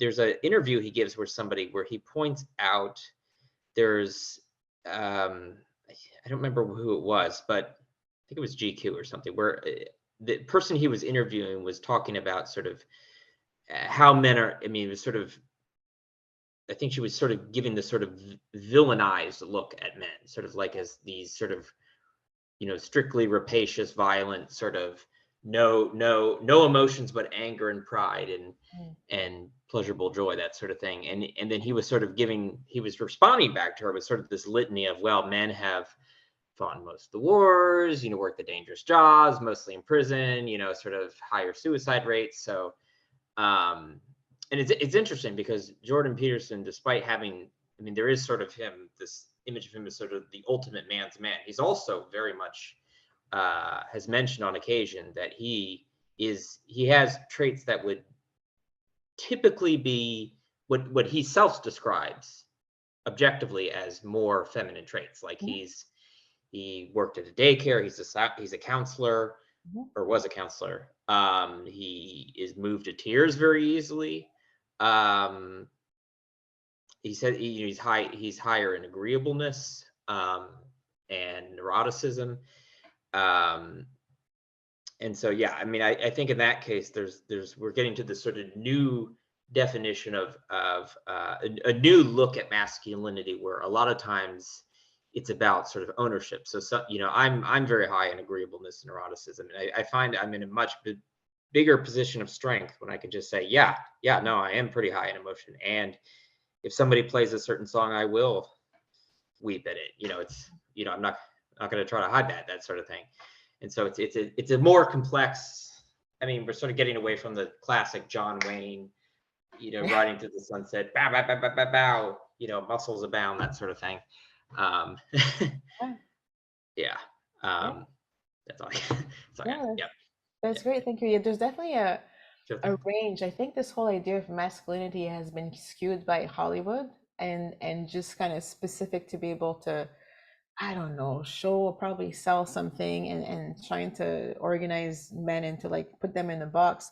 But there's a range, and masculinity doesn't necessarily mean war all the time. Masculinity might mean structure and foundation type thing. But we think about like a dad is masculine, but a dad is also going to be soft as well. It's not going to be hard, like hitting and super like into like violence all the time, and we kind of like, a lot of times society kind of like put that aside as to like, nope, that's not masculine, which doesn't make any sense. Again, it's this idea of like these ideas that they project to us as opposed to what actually makes sense in our life and society, and not trying to fit the mold the same way we're not trying to fit the mold of Valentine's Day, how it looks like. The same idea it is for masculinity, and this whole idea of like, why put people in a box like that. So yeah, great point, thank you. Ken. Hi there. I have a couple of points to make. The first is that Valentine's Day is for women, and you made the comment earlier about the notion of giving out of love and giving out of obligation.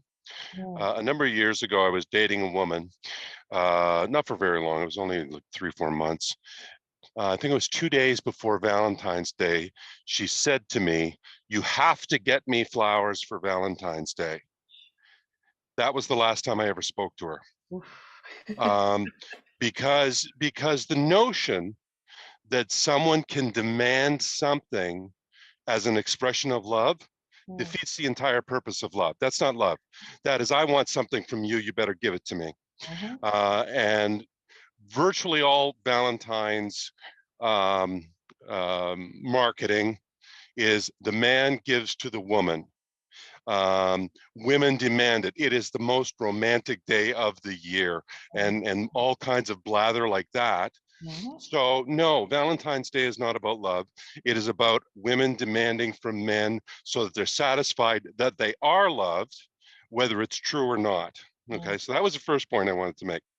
The second point I wanted to make, which I don't remember who it was that brought it up, he was talking about someone dating a woman who was substantially his junior. My wife is 30 years my junior. We have been together for a fair length of time, and the way she puts it is so beautiful, because she said, "We live in our condo, but my home is your hand." We do not go out without holding hands. We don't sit at a table without holding hands. We don't go in a car without holding hands. Her home is my hand, and that is where she is most comfortable. And she has said multiple times, she has never felt so safe. She has never slept so well as when she's with me. Typically, when I'm on the road, like I'm on the road today, she will sleep 3 to 5 hours. When she's with me, she will sleep 8 to 10 hours every time.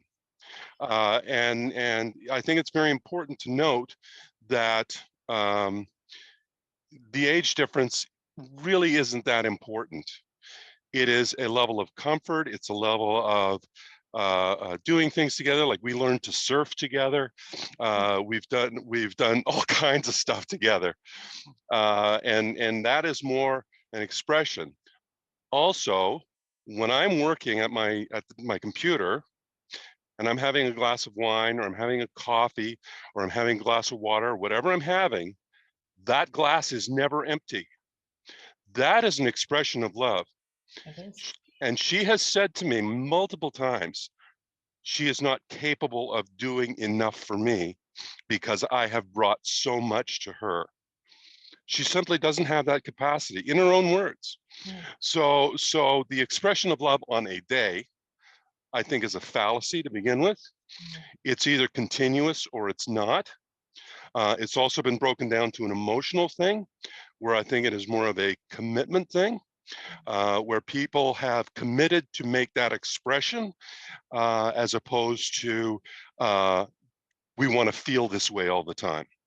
And so I think that that's one of the real misunderstandings of love. It's a commitment to an expression to each other for the well-being of each other. One of the things she does, which is really, really crazy, is when we're out walking, because we usually walk about 50 to 80 kilometers a week together. And whenever she detects a threat, she starts walking behind me or around me, wherever the threat is against. So I'm in front of her, and it would be, and I said, that's fine, because I know that if something happens, she ain't going to take care of me. You know, it's going to be the other way around every single time. And the third point I wanted to bring up is that she is absolutely smoking hot. She is supermodel hot. And every time we go out, without exception, she is hit on. She cannot go anywhere without getting hit on, okay? And that includes, we went to the hospital and she was hit on. We went to a police station, she was hit on. Like, there is no place she can go that she is not hit on. And she absolutely refuses to engage. She will not engage. So a gentleman or a man who approaches her has to understand, it's not that she's being rude. It's not that she's being offensive. She has someone that she adores and excludes all other men. She will not have male friends. And it's important to understand that if a woman says no, whatever, or ignores a guy, it isn't necessarily because there's anything wrong with him. It is that she may be with someone else and is committed to that relationship to such a degree that she will not even engage with another man to protect what she has. And those were the points I wanted to make. Beautiful. Thank you so much for sharing. There's so much great stuff that you said to, I guess, take away from it. And one thing that came out is this idea of safety, because of the fact that she feels safe with you. And that's where I see, for me, the masculine energy. You provide the frame for her to be able to express her femininity. And that's probably another reason why she's so attractive to other people, because she's in her fullness of her femininity, because she's safe around you. A caveat that I like to add too, like, she might not be able to protect you physically, but emotionally and spiritually, I find that that's where the strength of women are, when they're with the partner that they love and they have the safety of a man. Anyway, that's just my opinion. If we have the safety of a man physically, we feel safe that we can express ourselves express ourselves in our femininity. When it comes to spirituality and emotion, a lot of time women are a little bit more I don't like the word advanced, but like, it's more their department. And spiritually and emotionally, that's where our strength show, if we have the safety of being able to express ourselves emotionally. And the whole expression of love, I love that. Like, if somebody can't help but want to give you love in the way that works for you guys, that's how love works. It doesn't have to be flowers and everything like that. So the one that asked you, that told you like you had to give her flowers, was obviously not for love. But it would be interesting to know why. Was it for ego, to prove something, to fit in to be in the club? Who knows? But that's definitely, there's a difference between somebody who loves you and somebody who just following what everybody else is doing, which is great. So thank you so much, Ken, for sharing. Katie.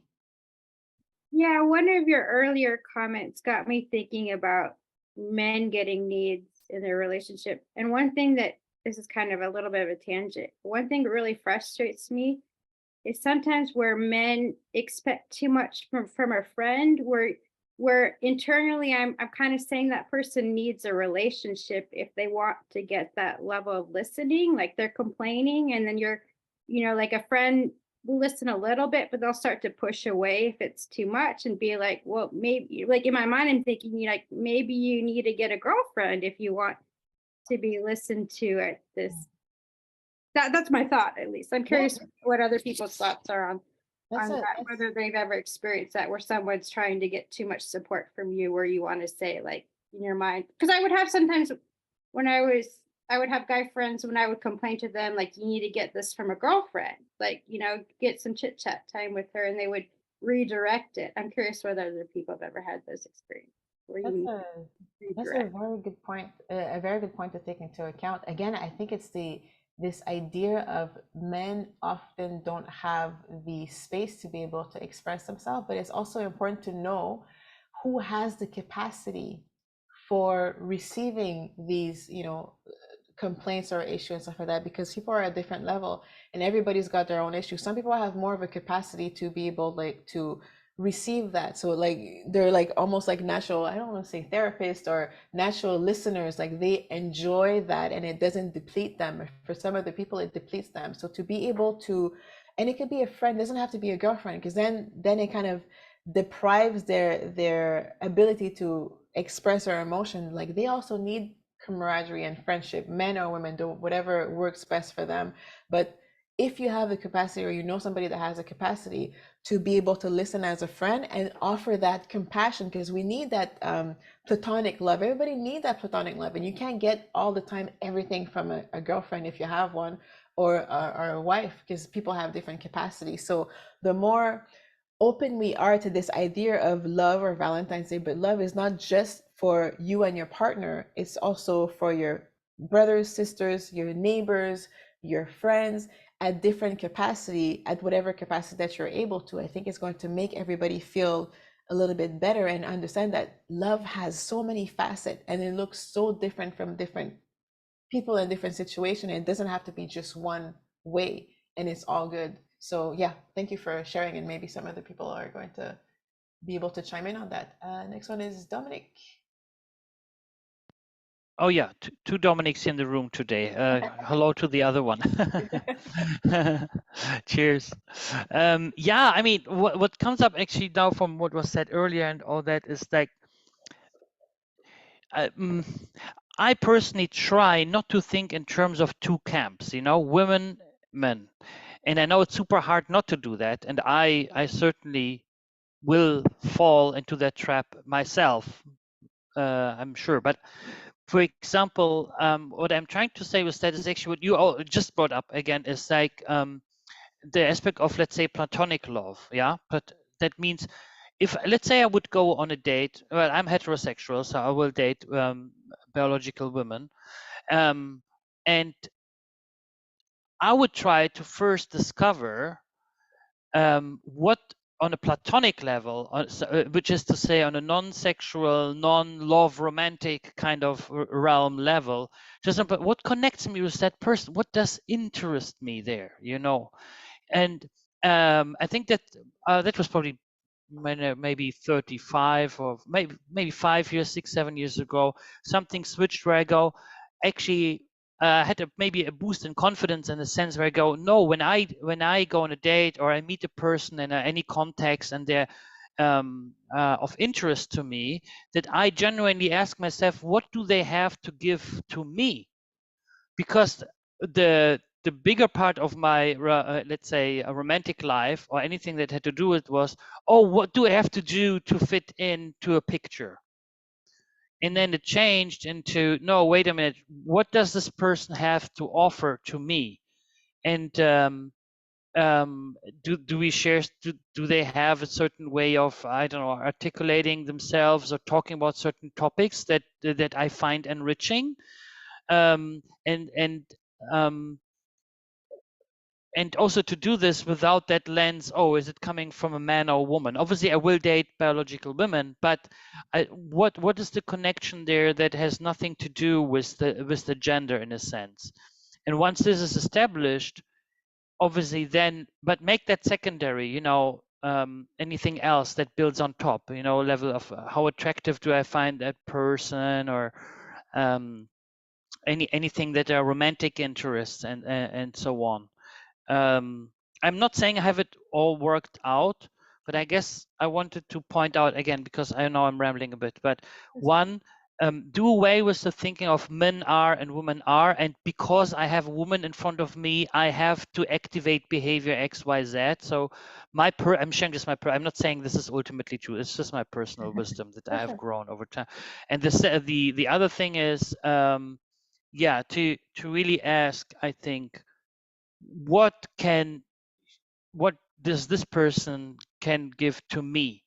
Obviously I have to give as well, and if it's not shared, it's fine. If they don't give me what I ultimately look for, then doesn't matter if that girl is super hot and attractive. I'll just I know it won't function. But that took me quite a while to work out, and I will certainly still fall into some traps. Yeah, I don't know exactly why I said all this, but I No, kind it's of great. feels I like love, makes I sense. love it. I love it. It's, we're kind of brainstorming, and I love this idea, and I love this idea of not only what can you bring to each other, but what kind of dance can you guys dance together? Like, what can you create? Because essentially, when you get into a connection with somebody, you're kind of coming into a dance. And what does that look like? Is it going to be a long dance, or is it going to be a short dance? It's an experience. So what kind of experience? What stories are we telling? Is it like a 1 day story? Is it a 2 week story, a 5 month story, a 10 year story? Who knows? But to appreciate that for what it is, like that human interaction, however it turns out, would be a great thing. And also sometimes I find that it would be great if more people did that. If you go and date, you go on a date with somebody, and for some reason it doesn't work out, but the person is still a great person. If you have a friend where they could be a connection between them, why not introduce them as well, right? Because I find a lot of people kind of go on dates, and then, oh, that one didn't work out, that one didn't work out. But it's like, but you got to know them, and you got to know each other. It's very possible that in your circle of friends there's another connection that's possible, and can facilitate that if there's a more spirit of, you know, coming together and not just trying to fit bugs, but coming in a more holistic, community loving way. I think that would help a lot. But yeah, great thoughts. Thank you so much. Ellis. Oh, Ellis, I see you have your hand up. Going once.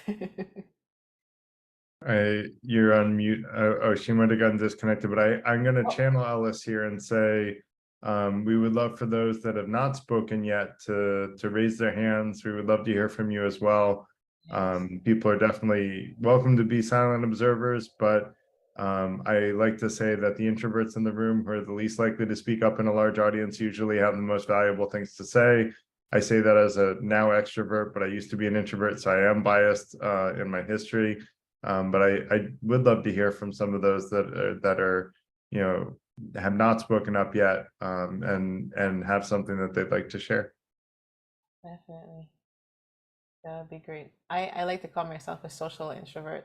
So I totally I wonder, Garrett, just if nobody's going to speak, and any of the introverts, as you put it, why they do have more wisdom, if that's perhaps because they listen more. Yeah, I do think that's it, Will, is that introverts like take in everything, they process it, and they usually are processing things at a deeper level, and they synthesize, and then they come up with really thoughtful insights. And so I would love to hear what some of the introverts have been thinking about, because even if you don't realize it, it's probably something that will add a lot of value to other people in the group. Absolutely. I second that. Jean, seem like you're going for it. Yes, go for it. You're right. I've been thinking. I don't think that I have any more wisdom than other people, but I'm in a bad situation in relationship right now, and so that's perhaps why I didn't want to share it as much.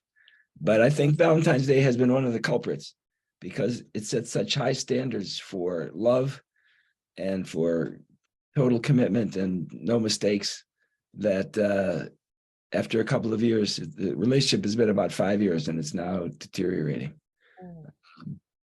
But I don't like Valentine's Day. I've never liked Valentine's Day.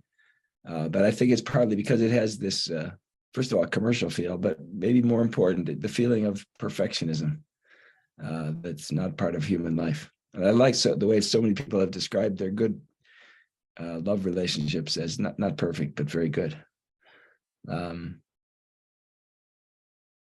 The other thing I wanted to mention was, again, in response to, I think, the same speaker, that I was married 37 years and then got divorced. And the reason, when I thought about it for the last 10 years, I thought, why do I want to get divorced? It's because I wasn't getting affection, and I didn't have enough trust, I would say. Wow. And so I was determined in a new relationship to get both of those things. And at first, I definitely got the trust, but in the new relationship, I didn't get the affection. And that seems to me you would, I mean, the gender expectation is that women will have affection and the men may not have it as much. But I do not know why my girlfriend can't express affection. I've asked her, I've told her I would love it if you would just kiss me once in a while, or hold my hand once in a while, or put your hand on my shoulder once in a while. And she sort of tries to answer, but never quite gets to an answer, and certainly hasn't changed her behavior. So anyway, things will be better in a while. Definitely. Wow. Thank you for sharing. But they're troubled right now. And the reason I think it might contribute to this discussion is to just add to the mix some troubled relationships as well as the really good ones. Yeah, definitely. Thank you so much. Because a lot of the time I find that people, it looks on the outside that everything's working, but it's not true. And then kind of you add it reminds me of my marriage before, and then you add the Valentine's Day, like you got to do something, but you're like, it still doesn't, there's no love that's there. There's work that needs to be done, which is really, really important. And if I find that nobody taught us how to be in a proper relationship, we kind of like learn from our parents. If they were good, like we try to imitate. If they weren't so good, we try to do the absolute opposite, but it doesn't mean that's what works for us. So if people are open to learn about themselves and about the relationship, and to be okay with not being perfect and not trying to be perfect, maybe there's an opportunity to open up in the relationship, because it seems like you're a more physical touch type of person, and your girlfriend might be something else. But to understand that there's different ways to express love, and if you want, because we tend to give love the way that we want to receive it, but it doesn't mean that that's the way that the other person wants to receive it. So people are more open to that, because she might show you love in a way that you don't even understand that it's love, and you feel that you're not loved. So once you start looking into these things, there's ways to save the relationship in a sense, because there's a miscommunication when it comes to love, that because we're not taught, we kind of keep going with it and be like, oh, it's not working, as opposed to let's kind of look into it. Let's do some research. Let's watch what the experts have to say. Like, so maybe the 5 love language might be something interesting to start looking into if you both are interested in doing that. And also, don't be afraid to go to couples therapy. I know this friend, this couple, they, as soon as they met at the desert festival like a couple years ago, I forget the name of it, Burning Man. And as soon as they got together, they actually got a couples therapist, because they realized that they love each other a lot and super attracted to each other, but they have different personalities. And they're like, you know what, let's work on what we don't understand now, as opposed to wait till something goes wrong. And actually, I think they see the therapist like once a quarter or something like that, just to reevaluate and have a third party to kind of like make sure that their communication is there and they're heard. So there's ways. Anyways, I don't want to go too much into that, but there's ways to work on a relationship to make it satisfying for both of you guys. But thank you so much for sharing, because those are very important when it comes to love and couples and stuff like that. Nothing is perfect, and they keep showing us that it's perfect. Cole, go for it.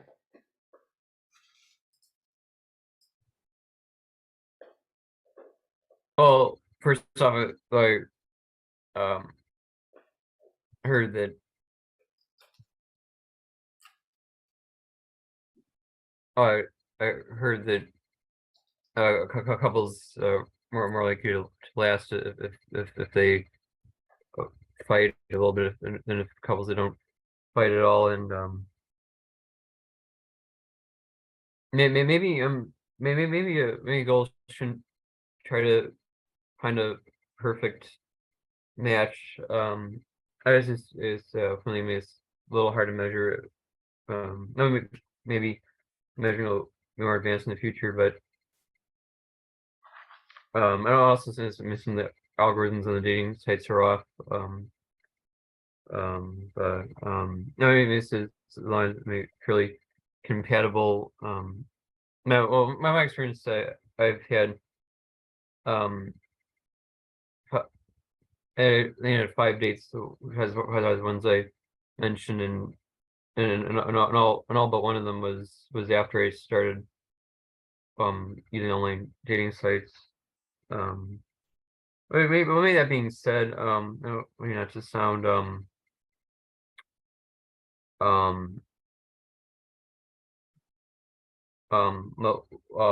localist, maybe within realm of dating sites, maybe just not may not necessarily find the perfect match, but it's going through various trying various individual and fellow users on the sites, and maybe if it may be easier with the advancements in the technology of online dating sites. Sure. Yeah, online dating is really difficult, and it's so unpredictable, and it's also a bit of a trap, I find, because it's relatively new.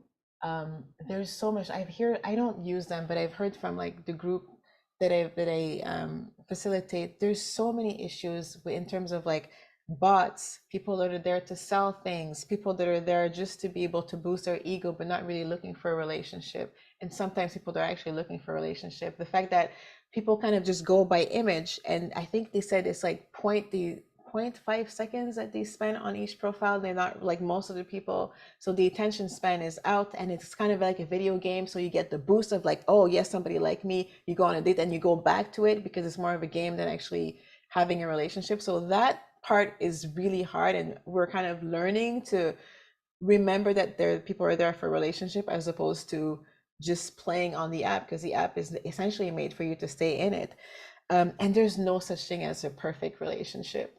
There's none. There's always a relationship that's going to teach you about yourself, and it's going to help you grow if you're willing to, and to have beautiful experiences. But nothing is perfect. I think anyways, if it was perfect, it would be boring and you would never grow, and none of us are perfect. So yeah, just go, like, keep that in mind, that there's nothing that's perfect, and there's always great challenges, and that's going to help you to grow and learn about love, and be proud of yourself for actually going through whatever challenges are, whether it is like having disagreement, having issues with, sometimes it's issues with like in-laws and parents, sometimes it's differences in values that you can overcome, and sometimes it's just learning something about yourself, growing from that and going to the next relationship. So yeah, but there's nothing is perfect, no matter how beautifully they present it to us. And I think I blame things like Disney that were like, oh, so they got together and they got married and live happily ever after, but they never show you what happens in the happily ever after. You just get together, they get married, and then that's it.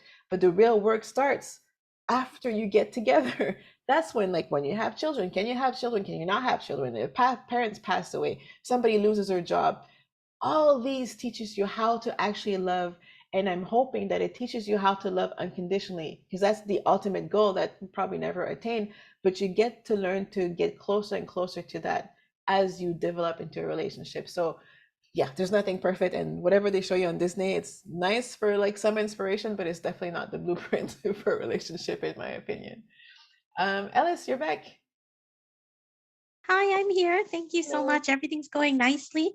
And I just wanted to let everyone know that if you haven't spoken yet, now would be a good time to put up your hand. It's almost 9.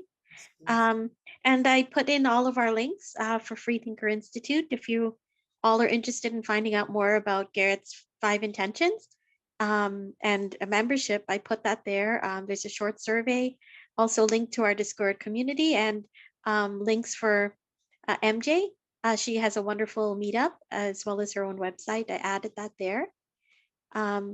So if you all need anything, you're welcome to message me or Garrett. And upcoming events, I should say, is next week we're having presidential leadership qualities.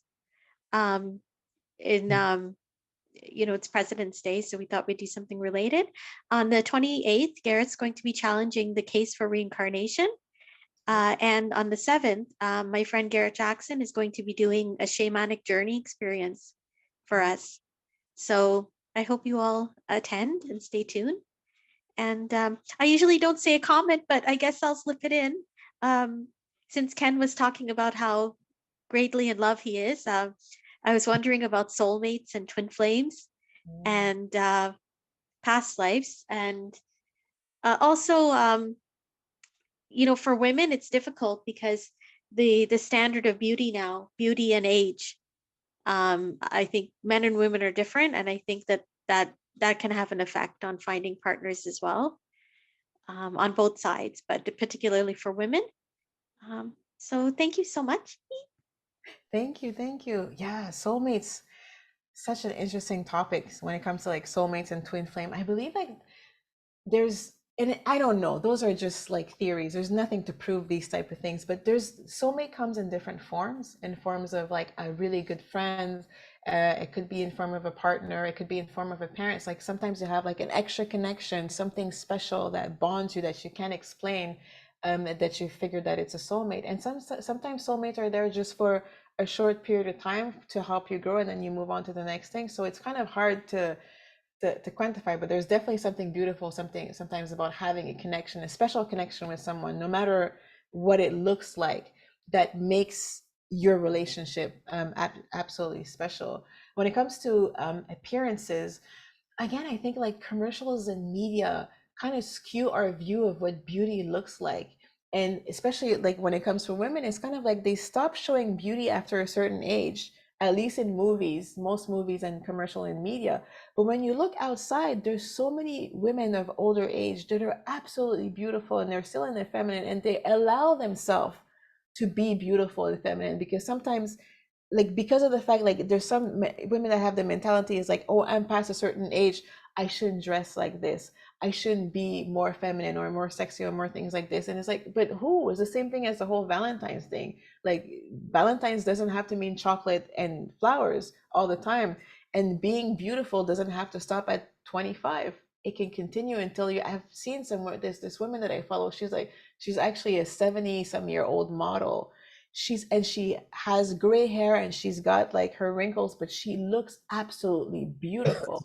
So it's more a question of like self-confidence and knowing that people, the love that you're looking for is not just for your look, although your look probably emanates from the inside out, but it's not just for your look, it's for the love that you have to offer. And that's going to bring in the beauty that, that can't be just because otherwise like plastic surgery and stuff like that, and we see a lot of these people that have a lot of that. There's only so much plastic surgery that you can do. You're not going to get any more beautiful if you're not beautiful from the inside out. So I would say don't let society and people trying to sell you plastic surgery and Botox and all these type of thing take away from your inner beauty. And it's not just that allows you to have love, because think about, is it Johnny Depp recently that had this whole issue with his beautiful wife that he had forever, but he was absolutely miserable. So she might have looked really good and everybody wants to be with her, but the relationship was miserable. So beauty is definitely not what's going to bring you love. And that's not, it counts, but it's definitely not the most important thing, I think, but that's just my opinion. Garrett. Yeah, so one slight clarification. I'm going to basically make a logical case for reincarnation is what the upcoming event is going to be. The other thing I want to build on MJ's point about different people having different ways of expressing love, and I would argue that we should follow the platinum rule, which is to find out what others want and treat them the way they want to be treated, because that's really how you can express love in a way that will be meaningful to the other person, is knowing how do they want to be loved. And if they do the same for you, then it becomes mutually beneficial in that you're both treating each other the way that you each want to be treated. And I think that creates a lot of happiness.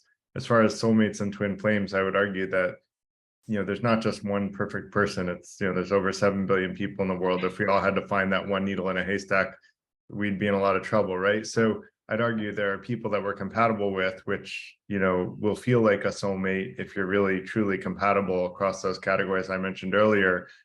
And so I don't really see a distinction between, I think twin flames is supposed to be the one person. I think people tend to get over enthusiastic that this is the one person, and that creates a psychological phenomena where they get fully invested in that person, even when it may be irrational to do so. And maybe that person's not even compatible with them, but they believe that this is the one and they don't want to miss it. And the FOMA is real. And, the fear of missing out on being with the one person makes them stay with someone that may not even be good for them in the first place. And so I would argue that mutual compatibility is far more important than finding the one. And then the last thing is, I would argue inner beauty is far more important than outer beauty, because it's inner beauty that we have to live with. And the truth is, I've met people in my life that aesthetically were not very attractive, but I found them extremely physically attractive, even though the average person looking at them would say they were unattractive, but their inner beauty was so beautiful that I just was naturally found them to be beautiful aesthetically too. And so, outer beauty can't mask an ugly inner, an inner ugliness, whereas inner beauty can mask an outer ugliness, and make someone that may be aesthetically less attractive more attractive. So I would argue, and the other thing is, all that's in our control is our inner beauty. So why don't we focus? And that's why, the 5 intentions are things that I think we should all be intending to do all the time. And the first one is to be the best version of yourself, to seek truth, and to be fair. And if you're being the best version of yourself, you'll have that inner beauty. And then the 5th intention is an eagerness to give and receive love, because don't we all want to be loved? So shouldn't we look for ways to love others and thus be loved ourselves by being in a community of people who appreciate love and express it? So those are kind of, and we should probably wind down because it's almost 9 o'clock. So I don't know if MJ, you want to say a few final words, and then I can close out. Sure, thank you. That was beautifully said. Well, thank you for allowing me to share my thoughts and insight when it comes to love and relationship. I love to talk about this topic in general. I love the conversation. I love the insights from everybody. I find that whenever a group of people come together and share their experience, we're all enriched more into, like, it enriches our life a lot more, and we learn a lot more. So I certainly learned a lot from everybody sharing, and thank you for those who shared, and thank you for those who thought about sharing and didn't share because they weren't ready for it. But I appreciate you. I appreciate your giving the space, because it's also important for people to listen and process as well, because otherwise there's no point to this whole thing. So just thank you for everything. I really appreciate it. And yeah, that's about it. And thank you, MJ, for hosting, and thanks everyone for your thoughtful, open-minded comments, and everyone remained polite, and thank you all for that. And it was great chatting with all of you. Hope to see you guys in the online community between our Tuesday events and at future Tuesday events, where we have a wide variety of subjects. People were talking about, you don't learn about love in anywhere else in life. Well, the Freethinker Institute is a place where we do intend to teach about love, and there's no definitive authority. So MJ is authoritative, I'm authoritative, you're all authoritative. So we're all authorities, and that's part of what being a free thinker is about, is that everybody can share their opinions and we can all choose which ones to believe, the ones that resonate most for us. Although I'd argue it's good to keep in mind being the best version of ourselves, seeking truth, and being fair in deciding what to agree with and what not to. So with that said, thank you all. Thank you again, MJ, especially for hosting tonight. Hope you all have a great rest of your night, and take care. Hope to see you again soon. Good night. Take care. Thank you. Thank you. Bye. Thank you.